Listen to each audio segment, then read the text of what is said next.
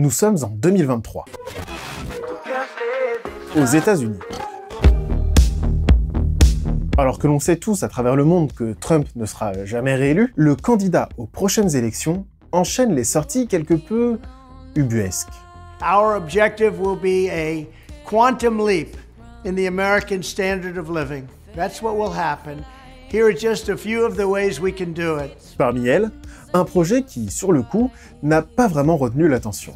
We'll actually build new cities in our country again. These freedom cities will reopen the frontier, reignite American imagination, and give hundreds of thousands of young people and other people, all hard-working families, a new shot at home ownership and, in fact, the American dream. Trump veut se servir des terres fédérales, autrement dit, des parcelles du territoire qui appartiennent au gouvernement, pour créer 10 nouvelles villes, qu'il appelle des Freedom Cities, des villes exemptes de certaines règles, capables d'offrir un nouvel accès à la propriété pour la classe moyenne. Des villes censées redynamiser à la fois l'économie, l'essor technologique et même la natalité du pays. I will ask Congress to support baby bonuses for young parents to help launch a new baby boom. Et pour ces villes, Trump a déjà en tête un objectif technologique bien précis. Dozens of major companies in the United States and China are racing to develop vertical takeoff and landing vehicles for families and individuals. I want to ensure that America, not China, leads this revolution in air mobility. Des voitures volantes. Oui, il veut des voitures volantes. 10 Freedom Cities. 10 nouveaux pôles d'innovation qui jouiraient d'une indépendance qui, à ce stade, n'est pas encore vraiment définie. Cette proposition aurait pu simplement compter parmi les sorties un peu folles du candidat, mais si on en parle aujourd'hui, c'est qu'elle a sérieusement intéressé quelques personnes qui, sur ce sujet, n'en sont pas à leur coup d'essai. Alors, comment le rêve de Trump d'aller jouer au golf en voiture volante va peut-être plonger les États-Unis d'Amérique dans une dystopie digne des meilleurs, ou des pires, romans de SF.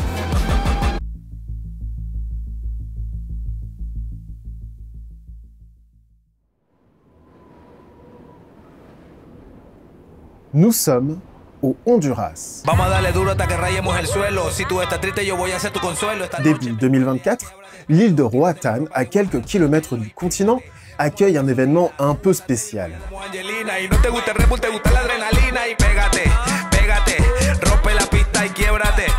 Sous ce dôme, des scientifiques, des grandes fortunes, des biohackers ou encore des transhumanistes sont venus participer à la rencontre Vitalia. Un sommet unique en son genre pour échanger sur leur objectif commun, combattre la mort elle-même. Rien de vraiment nouveau sous le soleil des géants de la tech, à l'exception peut-être des photos et du livre d'or affichés à même les murs de l'une des salles de rencontre. On peut y lire des inscriptions comme « Premier implant sur l'île, Nelson numéro 1 ». Je suis venu, j'ai vu, je me suis transformé. Kiba. Des inscriptions au milieu de photographies de chirurgie, de rapports d'opération et de matériel de pointe. Et pour cause, sur l'île, plusieurs entreprises de biotechnologie et d'innovation médicale sont implantées. L'une d'elles, MiniCircle, explique avoir déjà mené 12 essais cliniques de thérapie génique, dont 2 sur des humains. L'un des participants à la rencontre, un blogueur spécialisé dans le biohacking, admet à une envoyée spéciale du Monde: si un médecin réalisait aux États-Unis les expérimentations qui sont faites ici, il perdrait sa licence. Le fondateur de MiniCircle, lui, explique dans un podcast « Les clés de l'immortalité, nous en avons découvert certaines. Il faut juste choisir de ne pas être entravé par la peur et la réglementation. » Tout ça ne se passe pas n'importe où sur l'île de Roatán, mais dans une ville privée, qui a vu le jour 4 ans plus tôt, et qui adopte sa propre réglementation, sans contrainte, sans régulation, et avec un comité d'éthique composé de eux-mêmes. Bienvenue à Prospera. Prospera is building the fastest-growing private city project in the world, elevating human potential through a radically decentralized private governance framework. Legacy systems of governance keep individuals from reaching their full potential. Our system for legal, regulatory, and tax are designed to be an economic supercharger, massively easing business operations and unlocking new opportunities for innovation in industries like finance, medicine, construction, and more. Prospera is building the future of human governance, privately run and for profit. Join us today at prospera.hn. Tout a commencé en 2009. Paul Romer, un futur prix Nobel d'économie américain, présente son idée novatrice lors d'une conférence TED. If you try to change the rules in a village, you could do that, but a village will be too small to get the kind of benefits you can get if you have millions of people all working under good rules. On the other hand, the nation is too big. If you try and change the rules in the nation, you can't give some people a chance to hold back, see how things turn out, and let others zoom ahead and try the new rules. But cities give you this opportunity to create new places with new rules that people can opt into, and they're large enough to get all of the benefits that we can have when millions of us work together under good rules. Pour résumer, Romer développe le concept de Charter Cities, des villes sous contrat. L'idée, c'est de construire dans un pays en développement une ville avec ses propres règles économiques, sociétales ou même gouvernementales, gérées par une coalition de pays. L'objectif, c'est d'attirer des entreprises, de générer de l'emploi et d'être un pôle de croissance et de prospérité grâce à une gouvernance et des règles très favorables, et clairement ultra-libérales. Selon lui, cette prospérité pourrait rayonner dans le pays concerné et permettre aux locaux de ne plus avoir à migrer pour trouver travail et éducation. Why is this not like colonialism? The thing that was bad about colonialism, and the thing which is residually bad in some of our aid programs, is that it involved elements of coercion and condescension. This model is all about choices, both for leaders and for the people who will live in these new places, and choice is the antidote to coercion and condescension. Je serais taquin, je dirais que c'est donc aux colonisés de faire le choix du colonialisme. Mais heureusement, je reste objectif. Pendant que Romer est sur la scène du TED Global à Oxford, à 8000 km de là, au Honduras, le pays traverse un coup d'État. Alors, l'histoire politique derrière la situation au Honduras est super intéressante, à base de volonté de passer d'une démocratie représentative à une démocratie participative en appelant le peuple à un référendum. Volonté balayée par l'armée, soutenue par la Cour suprême et le Congrès du pays. Bref, c'est intéressant, c'est, vous vous en doutez, beaucoup plus compliqué que ça, mais c'est pas tout à fait notre sujet, alors si ça vous intéresse, la page Wikipédia est bien fournie. Ce qui est à retenir, c'est que, politiquement, c'est un peu le bordel, et que le pays passe sous un régime conservateur néolibéral. 2 ans plus tard, Paul Romer, tout fier, est de retour sur la scène de TED, pour raconter que son idée a tapé dans l'œil du nouveau gouvernement hondurien. I was asked by the president of Honduras, who said that we need to do this project. This is important. This could be the way forward for our country. I was asked to come to Tegucigalpa and talk again on January 4th and 5th. So I was trying to persuade the Hondurans, if you build a new city, you got to start with a site that's at least 1,000 square kilometers. On a donc un concept plutôt nouveau et un pays intéressé. Mais pour l'instant, il manque encore l'essentiel. Qui va donc construire tout ça? Pour en arriver là, l'idée des Charter Cities va devoir évoluer encore un peu. Nous sommes en 2013. Cette année est cruciale pour Balaji Srinivasan, un tech bro de la Silicon Valley. Il rejoint Andreessen Horowitz, un fonds capital risque en tant qu'associé général. Un poste grâce auquel il va massivement investir dans des startups liées à la blockchain et au bitcoin. Ce croyant précoce dans les crypto-monnaies a une véritable influence dans le milieu de la tech. Cette même année, à seulement 33 ans, il est mis en avant dans la liste des innovateurs de moins de 35 ans du prestigieux MIT Technology Review. Alors, ça fait beaucoup de noms propres, mais tout ça pour dire que le bonhomme, quand il présente une idée, il est pris au sérieux. Et justement, des idées, il en a. Mais pas seulement sur le plan technologique. Pour les fortunes de l'Ouest américain, il est considéré comme un penseur, une sorte de philosophe des futurs modèles de société.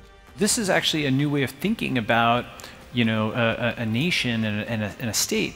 You build it cloud first, and you build larger and larger pockets in the physical world where you can effectively enforce private law. You know, for example, you could require everybody to wear formal wear, or you could you know, have a sugar-free society, or you could shut off the internet at night so that people would focus. I give various examples like this. You can think of many others. And then eventually, as I'll get to, you might even be able to achieve diplomatic recognitions. Il développe cette année-là le concept de network states, des nations autonomes, souveraines, hyper connectées et financées par des entreprises de la tech et des fortunes privées. L'idée derrière ça, c'est de créer des cadres dans lesquels développer sans contrainte le futur de la technologie. What's the most important innovation we can have? It's life extension. Okay, it's actually possible to do that. I can give all kinds of citations on this if you want. Photographs of guys who've, peer-reviewed, published papers, who have their hair color has come back, right? Whether you call it transhumanism, I call it optimalism. Some people call it superhumanism, okay? Where, you're basically like improving yourself, right? I'll show you one more link. Super solar serum is real. What am I putting on screen? I'm showing a wild type mouse, like a normal mouse, and I'm showing like a myostatin null mouse, which is just built, right? Yep. And that's literally like the Captain America panel in the bottom row, where like it's just like the super jacked version of a mammal, right? Now you might think, wow, that's amazing technology. That's to come out just last year. When we're going to get into the clinic? You know when that paper came out? 2007, literally 15 years ago. Parce que voilà, pour lui, s'il ne peut pas encore se transformer en Captain America et vivre plus longtemps qu'une tortue des Seychelles, c'est à cause de l'État, et plus particulièrement des divers comités de régulation, comme la FDA, la Food and Drug Administration, qui régule et veille au respect des règles de santé publique liées à l'alimentation et à la santé.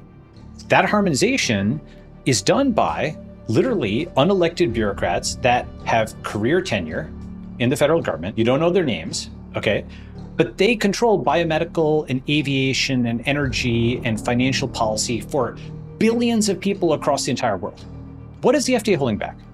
It's tens of trillions. It's like $100 trillion. It's like makes crypto look small, which is insane to think about, right? I mean, because you think about what is your reserve price? Would you pay your, like somebody who's like 80 something would pay their entire accumulated net worth to be essentially 20 again in terms of life, right? And so it's the largest market on the planet. Et voilà le cœur de son concept. Un État privé, dans lequel les régulateurs n'ont pas leur mot à dire. Un État privé capable d'édicter ses propres lois, ses propres régulations et sa propre éthique. Once you start thinking about it not as like abolish the FDA or end the Fed, but exit the Fed, exit the FDA, you actually set yourself the harder task of building something better. Fuir les régulations et la fiscalité, à ce stade, vous l'aurez sûrement compris, Balaji Srinivasan s'inscrit comme radical dans la désormais longue liste des libertariens de la tech. Sa vision ne consiste pas seulement à abolir l'État-nation, mais également à entrer dans une ère qualifiée de post-démocratique par ses défenseurs et antidémocratique, voire carrément anarcho-capitaliste pour ses détracteurs. So if you listen to the downstream media, it's amazing how many threats to democracies are. Tech is a threat, Trump is a threat, crypto is a threat, Web3 is a threat, Hungary is a threat, India is a threat, China is a threat, Hungary is a threat, Brazil is a threat, Brexit is a threat. I'm sure there's more. The Saudi, whatever. Every country in the world that is not like under the thumb and like basically Canada or whatever is a threat to democracy. Bon. Juste pour les trois dans les commentaires qui vont venir pigner en disant « ouin ouin ». Dès qu'on sort un peu du système, on nous dit que c'est pas bien, alors que franchement, le système, il est cacaboudin. Critiquer une alternative, ce que je n'ai pas encore fait d'ailleurs, n'est pas défendre le système en place tel qu'il est aujourd'hui. C'est juste, critiquer une alternative, qui en l'occurrence est radicale, et dont, on verra tout à l'heure, la perspective n'est pas franchement réjouissante. Et n'allez pas chouiner que personne ne remet en question les institutions telles qu'elles sont aujourd'hui, c'est faux. Et du contenu sur ce sujet, il y en a pléthore. Bref, reprenons. Donc, à ce stade, on a Paul Romer qui a eu l'idée de créer des villes libres dans des pays en développement et la manière légale de mettre ça en place. Et Srinivasan qui a l'idée de comment ces villes pourraient fonctionner en interne. En gros, vous construisez une ville libertarienne autorégulée à tous les niveaux, vous la mettez dans un pays en développement en promettant que ça rapportera de l'argent et des opportunités pour faire passer la pilule. Par devant, on présente l'idée soft de Romer et derrière, on construit celle de Srinivasan. Ce concept va grandement séduire un investisseur vénézuélien, Eric Bremen. Encore un nouveau personnage dans l'histoire, bah oui. Mais en même temps, une dystopie, ça ne se fabrique pas tout seul. En gros, il est blindé. Il voit l'idée comme l'expérience la plus ambitieuse au monde en matière d'autogouvernance. Il imagine ça comme des zones de prospérité qui permettrait de faire un reset des lois et des réglementations avec les pouvoirs gouvernementaux transférés à une corporation privée. I thought that what I wanted to do in my life was somehow eradicate poverty. Yet I realized that I was asking the wrong question, that it's not about how you end poverty, but rather how you catalyze prosperity. And when I started studying the challenge from that perspective, I was unavoidably led to the empirical evidence that shows that in order for there to be maximized human prosperity, you need freedom, you need economic freedom. Alors, il fonde Neway Capital, l'entreprise qui va être à la base de Prospera. Mais alors, comment on implante une ville indépendante dans un pays? Et le truc, c'est que techniquement, on peut pas vraiment. Enfin, c'est très compliqué. Le nouveau gouvernement du Honduras, après le coup d'État et après avoir vu la conférence TED de Paul Romer, a déjà essayé de mettre ça en place entre 2009 et 2012. Le nouveau Congrès était prêt à voter pour, mais le tribunal constitutionnel hondurien s'y est opposé, considérant que ce projet porterait atteinte à la souveraineté du pays et était donc inconstitutionnel. En réaction, le Congrès a donc réfléchi et s'est rendu compte des dangers liés à un projet pareil. Ils ont finalement fait marche arrière. Non, pas du tout, vous vous en doutez. Ils ont en réalité destitué tous les magistrats qui s'étaient montrés réticents au projet. You're fired! L'année suivante, ils ont voté une modification de leur constitution leur permettant de mettre en place des aides, des zones pour l'emploi et le développement économique. Des zones indépendantes donc, tel un État dans l'État, avec son propre cadre fiscal, légal et réglementaire, sa propre administration et ses propres lois. Seul le code pénal hondurien y est préservé tant que la Z n'a pas défini clairement le sien. Et évidemment, cette fois, le nouveau tribunal constitutionnel n'a opposé aucune objection. Voilà comment, en 2017, Neway Capital, soutenu par plusieurs fonds, fait la demande de territoire au Honduras et obtient un peu plus de 2 km² sur l'île de Roatán.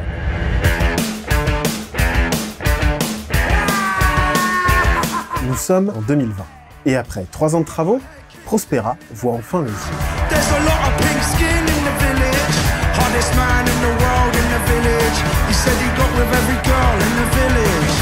La cité indépendante inaugure donc son espace de coworking, sa tour résidentielle, la plus haute de l'île, des bureaux, un Bitcoin Center, une école Montessori, un café et même un complexe hôtelier de luxe.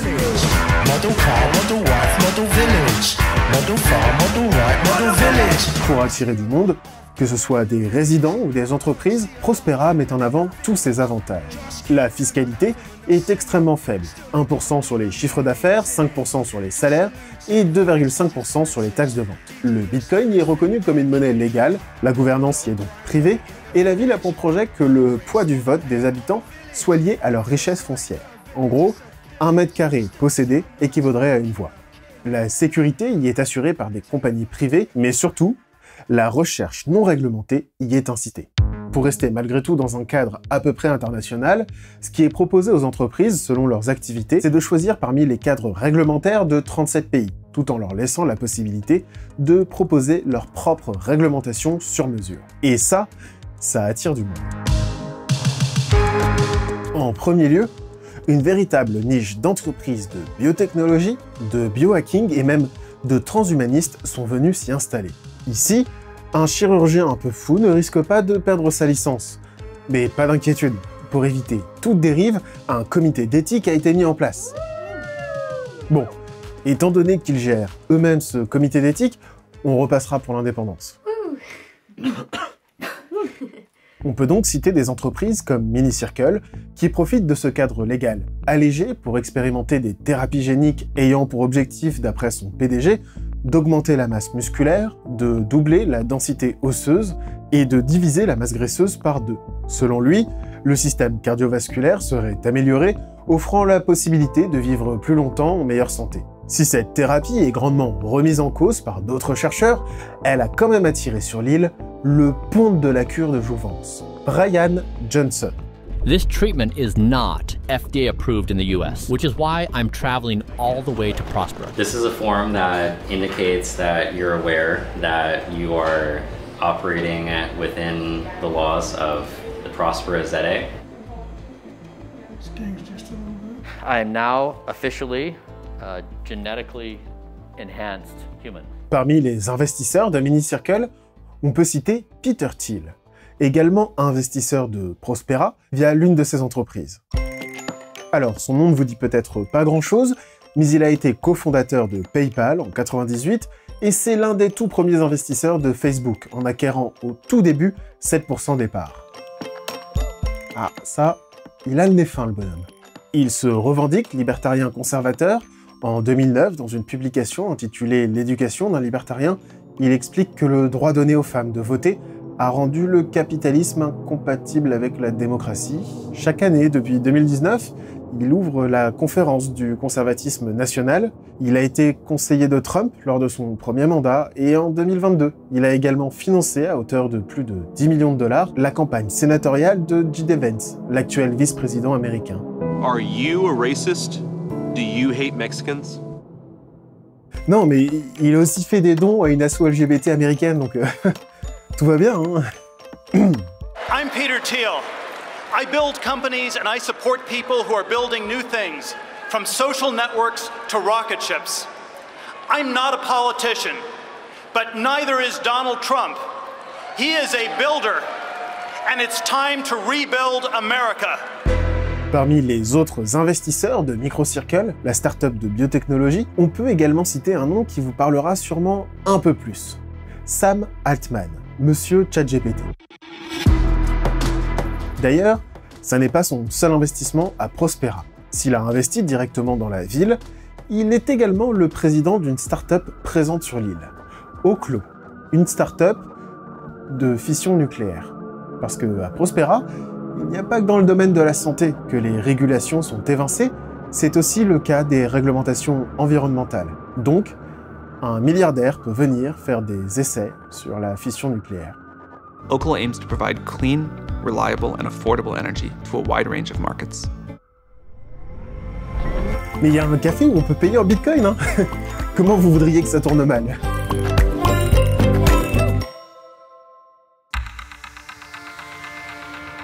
Thérapie génique, clinique de biohacking, start-up d'énergie nucléaire ou encore bourse de crypto-monnaie, l'éventail des domaines que la liberté proposée par Prospera attire est assez large. En 2024, c'est au moins 200 entreprises qui y sont installées. Mais sans en être citoyen, difficile de savoir précisément qui est présent sur place, la discrétion y étant aussi importante que cette liberté.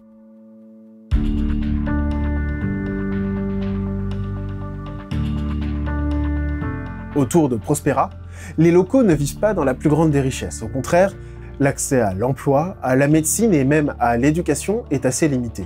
Alors, Eric Brimen, l'investisseur et cofondateur de Prospera, a présenté ce projet comme une initiative de lutte contre la pauvreté. Installer ici une ville attirant des centaines d'entreprises et des centaines de millions de dollars pourrait créer des dizaines de milliers d'emplois et faire ruisseler cette richesse à travers non seulement l'île de Roatan, mais aussi tout le pays. Quelques années plus tard, cette promesse est remise en question. Pour Fernando Garcia, ancien ministre de l'économie du Honduras, ces arguments n'ont servi qu'à faire passer la pilule. No ha generado los empleos que decía que iba a generar. En junio del 2021 dijo que iba a generar 10,000 empleos a diciembre de este año. Y a este año, entre empleos directos e indirectos en Honduras y en otras partes del mundo, ahora afirma que tiene 1,000 empleos. Sur place, les habitants de l'île de Roatan sont plutôt divisés. Une partie d'entre eux voit l'installation de Prospera comme une opportunité. Sí, ahorita hay más trabajo con Prospera porque no había dado trabajo. Les ha dado trabajo y no había habido trabajo aquí. Pues la escuela de Prospera que ha hecho este año aquí para los niños de Coffee Rock es buena. Dan clases de inglés, de computación, que no cualquiera te va a venir y te va a regalar una computadora para que tú la tracees. Seulement, avec le temps, des inquiétudes quant à l'avenir sont apparues chez les locaux. Et la situation avec leurs nouveaux voisins s'est dégradée. L'une des craintes majeures, c'est que la loi sur les aides, qui a permis la création de Prospera, inclut la possibilité d'exproprier des terres alentours pour agrandir la zone. Maybe for the beginning, it will benefit us because they may give us jobs, but in the future, the laws give them privilege to take our land. We live here, we born here, we raised up here, and this is what we have.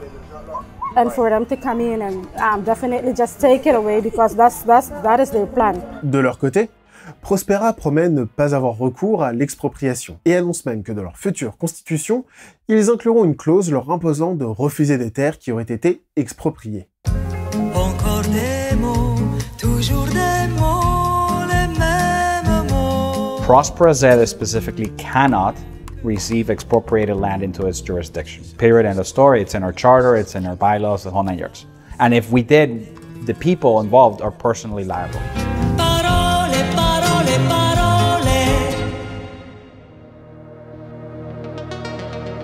Sur place, les habitants de l'île de Roatan dénoncent le manque de consultation de la part de Prospera. Les inquiétudes environnementales se multiplient. Pour installer leur ville, ils ont déforesté une partie de la colline. Sur place, l'accès à l'eau est limité et les habitants n'ont pu que constater que leur principale source, un puits, a été vidé. Lors d'une réunion publique sur le sujet, l'ambiance s'est tendue et une bagarre a éclaté entre les pros et les anti-Prospera. Il faut dire que dans le pays, la loi Z n'est pas bien vue.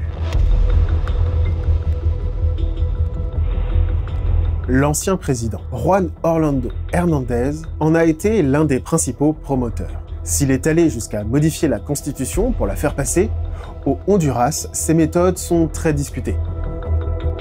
Il est soupçonné de corruption et d'accepter l'argent des narcotrafiquants, au point qu'il est arrêté en 2022 et extradé vers les États-Unis où il sera reconnu coupable de trafic de drogue international et condamné à 45 ans de prison. Pour prendre la tête du pays, l'actuelle présidente, Xiomara Castro, a promis lors de sa campagne d'abroger la loi Z. L'année suivante, en 2022, la Cour suprême du Honduras déclare cette loi inconstitutionnelle. Seulement voilà, lorsque Prospera a été bâti, l'ancien gouvernement leur avait garanti une stabilité juridique pendant 50 ans. Aujourd'hui menacée, l'entreprise qui détient la ville privée est en procès contre le Honduras, réclamant presque 11 milliards de dollars de dommages et intérêts si leur présence sur l'île venait à être remise en question.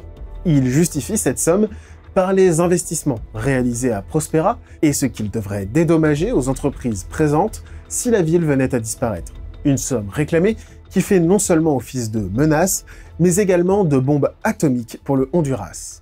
Elle représente un tiers du PIB du pays. De quoi faire réfléchir les autorités à deux fois.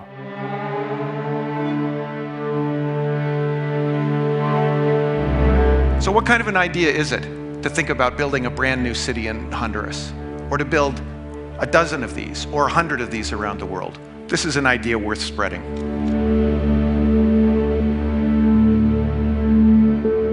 Aujourd'hui, Paul Romer, l'ancien partisan de Prospera et conseiller au gouvernement hondurien pour la mise en place de la loi Z, dont l'idée des Charter Cities est à la source du projet, regarde son œuvre avec dépit. Cité dans un article de Bloomberg sur le sujet, il explique que Prospera n'est même pas proche de ce que quiconque recommanderait comme modèle de développement pour un pays.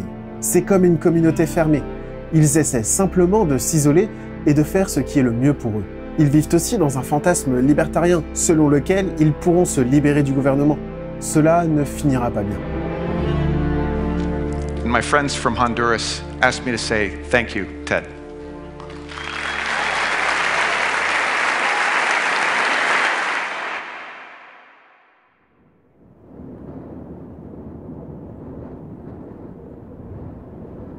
Nous sommes en 2023.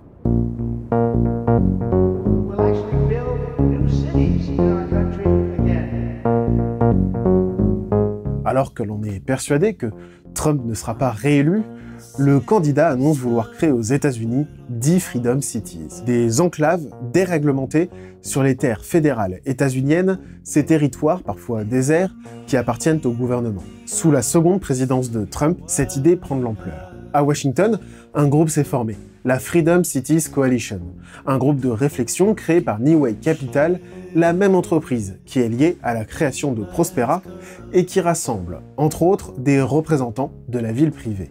Et d'ailleurs, ils ne sont pas les seuls à être séduits par l'idée. D'autres groupes tentent leur chance comme la Frontier Foundation ou encore la Charter Cities Institute. Dans un article de Wired, Trey Goff, le chef de cabinet de Prospera, déclare que début 2025, la Freedom Cities Coalition a rencontré l'administration Trump au sujet de cette idée. Selon lui, l'administration a fait preuve d'une grande réceptivité. Et bien que l'idée puisse sembler un peu folle, il explique que, je cite, « L'énergie à Washington est absolument électrique. On se rend compte lors des réunions avec des personnes impliquées qu'elles disposent du mandat pour réaliser certaines des idées les plus hyperboliques et verbeuses évoquées par Trump. » Tout comme au Honduras, les partisans des Freedom Cities ne voient dans les réglementations et les barrières sociales et politiques que des freins à l'innovation. Sans en préciser encore les détails exacts, c'est de tout un pan de l'administration et de la législation nord-américaine qu'ils veulent se détacher. Parmi les institutions visées, et accrochez-vous, on peut citer l'Agence de protection de l'environnement américaine, qui freine parfois la construction et l'industrie suite à leurs examens environnementaux, mais également les grandes lois environnementales, comme le Endangered Species Act pour la protection des animaux ou le Clean Water Act portant sur la pollution des eaux. Ils veulent évidemment être libérés du code des impôts, mais aussi de l'autorité de sûreté nucléaire des États-Unis, pour pouvoir développer des startups dans le domaine. Il va de soi qu'ils souhaitent ne plus être freinés par les lois de protection des travailleurs, comme la Fair Labor Standards Act, qui établit un salaire minimum, une réglementation des heures sup et l'interdiction de l'emploi des mineurs pour des travaux dangereux, mais aussi la Occupational Health and Safety Act, qui encadre la sécurité et la santé au travail. Même chose bien sûr pour l'Obamacare, une sorte d'équivalent de la sécurité sociale. Et enfin, et clairement pas des moindres, ils veulent être libérés des obligations de la FDA, la Food and Drug Administration, notamment sur les questions d'essais cliniques pour pouvoir développer rapidement, par exemple, les thérapies géniques à n'importe quel prix. L'objectif est de contourner la démocratie, en créant des lieux où les propriétaires de la ville, les entreprises et les milliardaires auraient donc tout le pouvoir et seraient à l'abri des scandales. Parce que sans loi de protection, sans comité d'éthique ni régulateur en tout genre, eh bien, il n'y aurait pas eu de scandale de la NSA qui se passait de la justice pour surveiller les citoyens. Pas de scandale des polluants éternels pour ces entreprises qui empoisonnent tranquillement les eaux et la population. Pas de scandale de la viande de cheval dans les lasagnes de supermarché. Pas de scandale des Panama Papers. Pas de scandale de Cambridge Analytica. Sans loi ni régulation, rien de tout ça n'aurait pu provoquer de scandale, puisque rien n'aurait été légiféré ni régulé sur ces sujets. Bien que le nouveau rêve américain soit vendu en vitrine des Freedom Cities, malgré la promesse d'un accès facile à la propriété, à l'emploi et la lutte contre la pauvreté, peut-être, je dis bien peut-être, que l'on peut soupçonner ces grandes fortunes de la tech d'avoir d'autres idées en tête. Sans régulateur pour poser des normes et des limites qui sont, théoriquement, censées protéger le bien commun, alors plus d'infractions. Plus de secrets enterrés, plus de scandales. Alors, pour les quelques commentaires de mauvaise foi, je me sens obligé de le préciser, je ne suis pas en train de dire que toutes les administrations de régulation sont actuellement parfaites. Il y a bien évidemment des choses à redire. Ce que je dis, c'est qu'une régulation ou une réglementation imparfaite ne se corrige pas par une absence totale de régulation ou de réglementation. Bon. Maintenant que l'on a compris ce fantasme libertarien, une autre question se pose. Est-ce que c'est vraiment possible? Eh bien, le truc, c'est que tous les outils juridiques qui permettraient de voir les Freedom Cities mises en place existent déjà. C'est ce qu'a étudié Tom Bell, un professeur de droit qui travaille avec l'un des groupes qui militent pour ce projet, la Frontier Foundation. La Constitution américaine donne au Congrès le pouvoir de fixer des règles et des exemptions de règles sur des terres fédérales. Et ça existe déjà. C'est le cas par exemple pour les bases militaires américaines qui sont régies par leurs propres règles. Du côté du service juridique de la Freedom Cities Coalition, d'autres options ont été présentées à la Maison-Blanche. Parmi elles, l'idée d'un accord inter-État. Il suffirait que deux États américains se mettent d'accord sur une zone pour créer une Freedom Cities, à leurs frontières communes par exemple. Cela permettrait aux entrepreneurs voulant créer des villes de ne pas être freinés par le gouvernement. Il leur suffirait de se mettre d'accord avec des États et j'imagine en leur présentant des vitrines séduisantes. Une autre option envisagée, plus radicale et incertaine, c'est le décret présidentiel. Théoriquement, Trump pourrait, par décret, créer chaque nouvelle Freedom Cities. Seulement voilà, si les options précédentes ont déjà été plus ou moins appliquées dans des cas spécifiques et à plus petite échelle, l'option décret, elle, n'a pas encore été testée légalement dans un contexte similaire. Ce serait donc l'option la plus simple à mettre en place, mais en même temps la plus incertaine et contestable. Donc pour résumer, la création de Freedom Cities est envisageable. Les outils juridiques existent, bien qu'ils n'aient jamais été appliqués à une échelle aussi grande qu'une ville entière.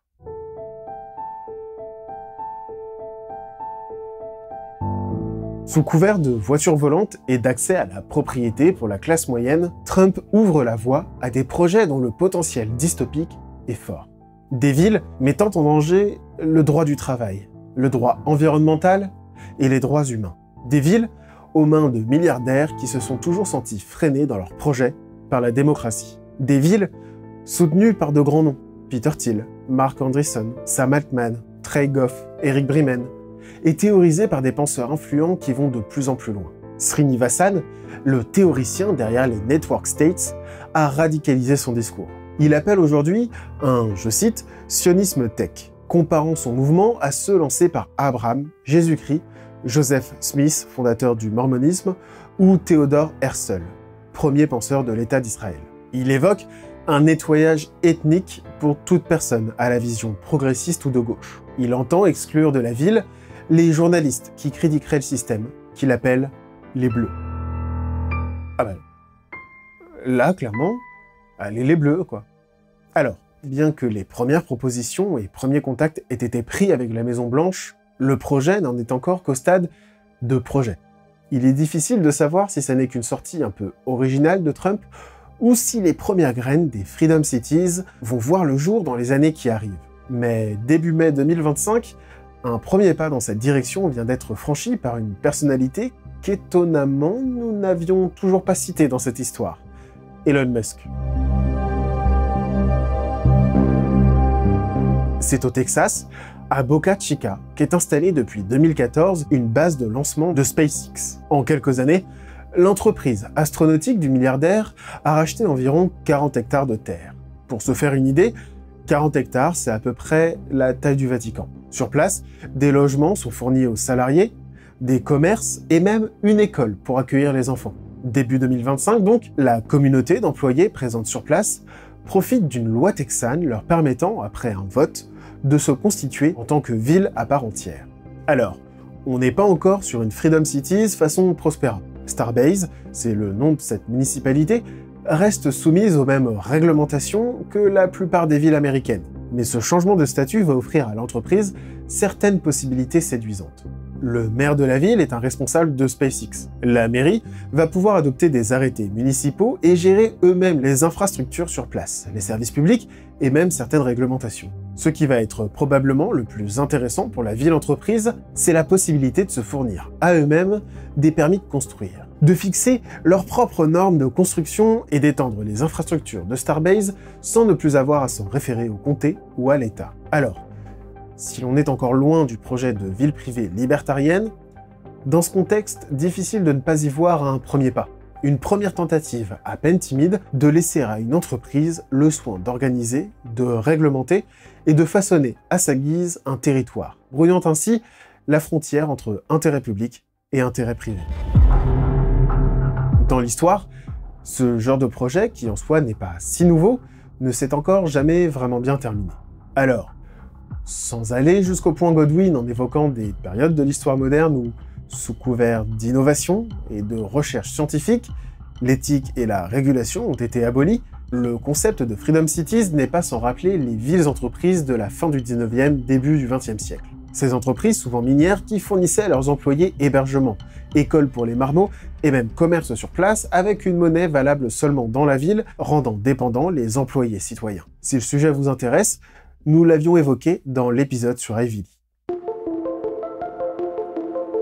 Que ce soit les Freedom Cities aux USA ou Prospera au Honduras, ces projets révèlent une lutte de pouvoir fondamentale, celle de milliardaires de la tech gênés par des remparts, censés protéger les citoyens et le bien commun au nom d'une démocratie, certes imparfaite. Des milliardaires cherchant à redessiner la carte politique et légale selon leurs propres règles et pour leurs propres intérêts. I will dramatically increase living standards and build a future that brings our country together through excitement, opportunity, and success. Thank you very much. Je vous remercie d'avoir suivi cet épisode jusqu'au bout. Si vous aussi vous souhaitez financer quelque chose d'indépendant, mais au potentiel dystopique un peu plus faible, sachez que cette chaîne existe uniquement grâce à vos dons. Alors, si vous le souhaitez et si vous le pouvez, n'hésitez pas à faire un tour sur KissKissBankBank, chaque soutien est vraiment important. Merci beaucoup et je vous dis à très vite pour une prochaine vidéo.